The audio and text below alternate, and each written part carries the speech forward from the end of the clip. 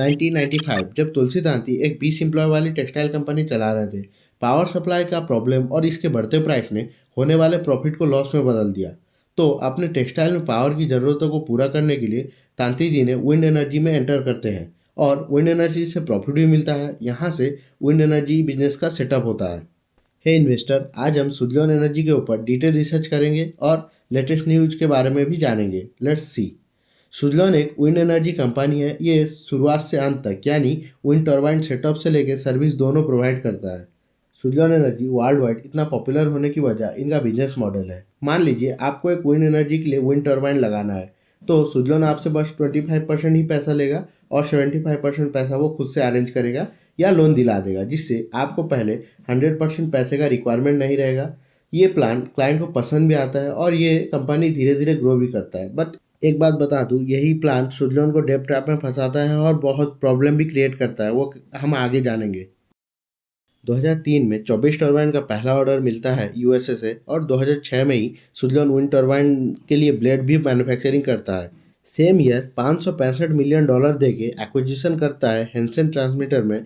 ये company wind turbine के लिए गियरबॉक्स मैन्युफैक्चरिंग करता है। सुजलॉन एनर्जी 2007 में भी स्टेक लेता है जर्मन कंपनी सेनवियर आरी power system which value $1.6 billion और 2007 में Suzlon Edison mission energy of USA से डील करता है 150 विंड टर्बाइन जिसका कैपेसिटी 2.1 मेगावाट है उसको डिलीवर करने का, और सेम 150 विंड टर्बाइन 2008 में डिलीवर करने का। 2011 में सुजलॉन को $1.28 बिलियन का ऑर्डर मिलता है जिसमें ये 1000 मेगावाट विंड एनर्जी प्रोजेक्ट बनाने के लिए।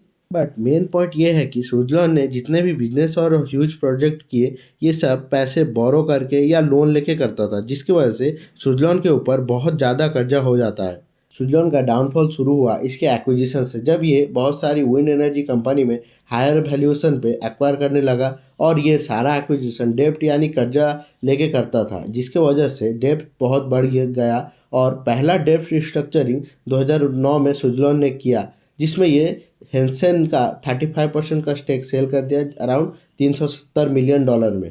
ये डेब्ट रिस्ट्रक्चरिंग बहुत अच्छा था। इस रिस्ट्रक्चरिंग के बाद से कंपनी प्रॉफिटेबल भी हो जाता है, बट सुजलॉन फिर से सेम मिस्टेक करता है और ये अंधाधुन स्टेक एक्वायर करने लगता है, जिससे कि इस बार सुजलॉन बैंक्रप्सी के कगार में था। बट अगेन 2013 में डेब्ट रिस्ट्रक्चरिंग होता है 9,500 करोड़ का। 2015 में सुजलॉन सेनवियर को सेल कर देता है अराउंड 7,200 करोड़ में, जिससे कि सुजलॉन का लगभग सारा प्रॉब्लम खत्म ही होने वाला होता है। बट सबसे बड़ा प्रॉब्लम तो तब हुआ जब 2015 के बाद से सारे बैंक और गवर्नमेंट ने विंड एनर्जी के ऊपर सब्सिडी या लोन देना बंद कर दिया।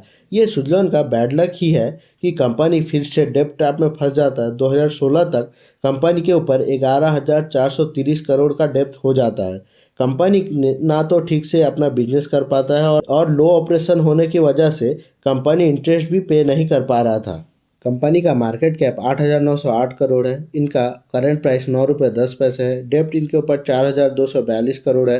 प्रमोटर होल्डिंग 14.9% है। करंट एसेट 5,085 करोड़ का है और करंट लायबिलिटी 4,234 करोड़ का है। सुजलॉन का करंट क्वार्टर का सेल 1,381 करोड़ है और नेट प्रॉफिट 2,433 करोड़ है।